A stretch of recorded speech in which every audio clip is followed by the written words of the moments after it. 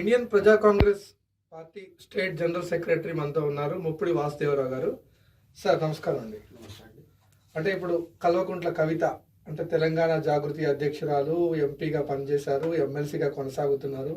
అంటే ముఖ్యమంత్రి కుమార్తె అయ్యండి ఈరోజు అంటే పార్టీ నుంచి సస్పెండ్ చేయడాన్ని మీరు ఎలా చూస్తారు? ఈరోజు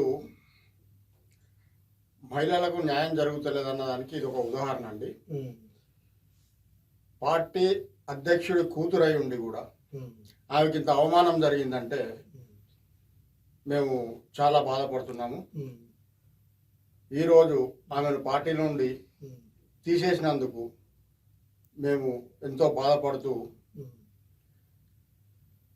ఇలాంటిది మా తెలంగాణ ప్రజలు సహించబోమని చెప్పేసి కల్వకుంట్ల కవిత గారికి మా యొక్క సానుభూతి ప్రకటిస్తూ ఆమెకు మద్దతు తెలుపుతున్నామండి.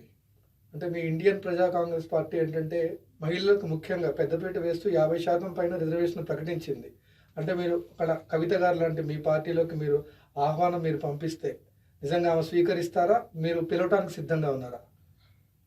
ఆమె స్వీకరించడము స్వీకరించకపోవడము తర్వాత విషయం. మా తెలంగాణ ఆడపడుచుగా మా ఐపీసీ పార్టీలోకి ఆమెను సాధారణంగా ఆహ్వానిస్తున్నాం మేము. ఆమె వస్తే గనక తెలంగాణ యొక్క బాధ్యతలు ఆమెకు అప్పచెప్పడానికి మేము సిద్ధంగా ఉన్నాము. అంటే ధన్యవాదాలు.